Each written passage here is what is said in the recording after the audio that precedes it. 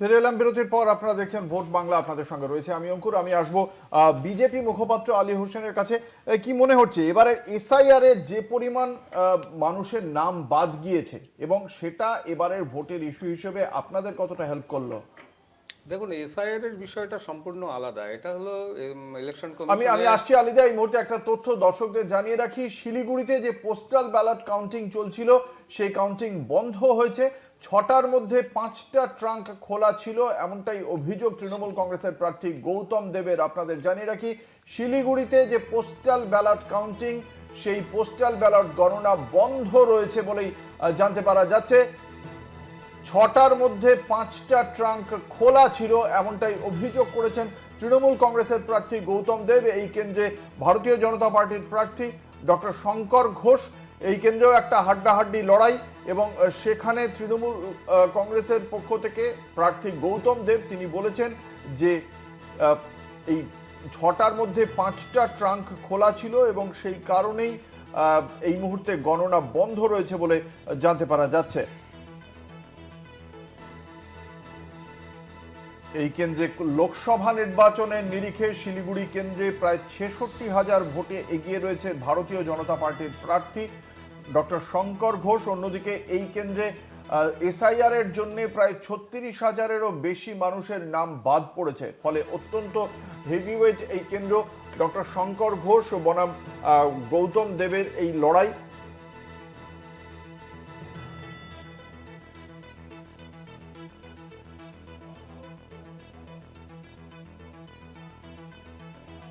আমাদের সঙ্গে রয়েছেন আমাদের প্রতিনিধি স্বর্ণাভ। স্বর্ণাভ, কি ঘটনাটা, কি অভিযোগ গৌতম দেবের? দেখো, আমি তোমাকে জানিয়ে রাখি, শিলিগুড়িতে কাউন্টিং এর আগে পোস্টাল ব্যালটের 6টি ট্রাঙ্ক থাকে। 6টি ট্রাঙ্ক থাকে, সেই 6টি ট্রাঙ্কের মধ্যে দেখা যায় যে 5টি ট্রাঙ্ক খোলা রয়েছে। তারপরই সেখানকার যে শিলিগুড়িতে তৃণমূল প্রার্থী রয়েছে গৌতম দেব, তিনি অভিযোগ করেন যে এই যে পোস্টাল ব্যালট রয়েছে, পোস্টাল ব্যালটের যে ট্রাঙ্ক রয়েছে সেই ট্রাঙ্কগুলো খোলা। সেই কারণেই এখানকার যে পোস্টাল ব্যালটের কাউন্টিং হয়েছে সেই কাউন্টিংকে এখন পুরোপুরিভাবে বন্ধ রাখা হয়েছে। এ বিষয়ে নির্বাচন কমিশনের কি বক্তব্য? কেন খোলা ছিল 5টা ট্রাঙ্ক? এখনো সেরকম কোনো প্রতিক্রিয়া পাওয়া যায়নি নির্বাচন কমিশন থেকে।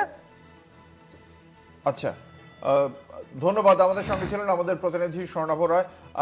আপনাদের জানিয়ে রাখি, শিলিগুড়িতে পোস্টাল ব্যালটের জন্য যে ট্রাঙ্ক, 6টি ট্রাঙ্কের মধ্যে 5টি ট্রাঙ্ক খোলা থাকায় তা নিয়ে অভিযোগ জানিয়েছেন তৃণমূল কংগ্রেসের প্রার্থী গৌতম দেব, যে কারণে এই মুহূর্তে গণনা বন্ধ রয়েছে। গোটা বিষয়টি জানানো হয়েছে কমিশনের পক্ষ থেকে কি পদক্ষেপ হয় আমরা শিগগিরই আপনাদের জানাবো।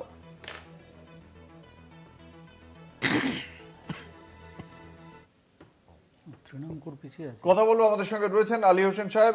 আলিদা, কি মনে করছে বিজেপি? দেখুন, যে বিষয়টা আপনি শুরু করছিলেন যে এসআইআর বিষয়, এসআইআর এ আমাদের যেটা বক্তব্য সেটা হচ্ছে এসআইআর একটা ইলেকশন কমিশনের একটা কন্টিনিউয়াস প্রসেস ছিল।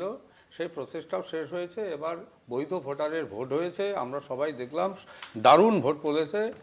প্রায় 92-93% ভোট আমাদের বেঙ্গলে হয়েছে। স্বাভাবিক কারণে বৈধ ভোটাররা ভোট দিয়েছে নির্বিঘ্নে, শান্তিতে এবং হিংসামুক্তভাবে। তারপরে আজকে আমরা গণনা দেখছি, আপনার চ্যানেলেই দেখছি আমরা, কলকাতা টিভিতে আপনার 44টা এগিয়ে রয়েছে। তার মধ্যে বিজেপি রয়েছে 27টা আসন, 29টা আসন, এবং তৃণমূল 11টা। তো এক্ষেত্রেই তো বোঝা যাচ্ছে, মানে কি বলছে, morning shows of the day, এটা তো পরিষ্কার দেখা যাচ্ছে। দিনের শেষে এটা যে আরো মানে কয়েক গুণ বেড়ে যাবে, এবং নিশ্চিত রূপে আমরা বিজেপি সরকার গঠন করতে পারবো এবং বাংলার মানুষের সোনার বাংলা আমরা উপহার দেব। এই সোনার বাংলার কথা আপনারা বলছেন, সেই তার জন্য এই যে আমরা দেখলাম গত 15 দিন ধরে মাটি কামড়ে রইলেন প্রধানমন্ত্রী নরেন্দ্র মোদী এবং কেন্দ্রীয় স্বরাষ্ট্রমন্ত্রী অমিত শাহ। মানে রাজ্য নেতৃত্বের ওপর আস্থা সেক্ষেত্রে ছিল না। না না, বিজেপি একটা পার্টি। দেখুন, অল ইন্ডিয়া বিজেপি মানে ভারতীয় জনতা পার্টি ভারতবর্ষের পার্টি, যেহেতু একটা। না না, থাকতে হবে কেন? আমরা বিজেপি সরকারে আছি তো, কেন বলছেন?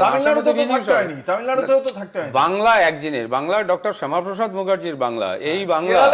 এই বাংলায় ভারতীয় জনতা পার্টি যতক্ষণ না আসবে ততক্ষণ পর্যন্ত দেশ বিজয় অধরা থেকে যাচ্ছে। সেই কারণে ভারতীয় জনতা পার্টি চায় আমরা এবার বাংলার মানুষকে বুঝিয়েছি, বাংলার মানুষ ভারতীয় জনতা পার্টি অনেকটা এগিয়ে রয়েছে। দিনের শেষে সেই চিত্র থাকে কিনা আমরা সেই আপডেট প্রতি মুহূর্তে দেবো কলকাতা টিভির পর্দায়। আপনারা আমাদের সঙ্গে থাকুন।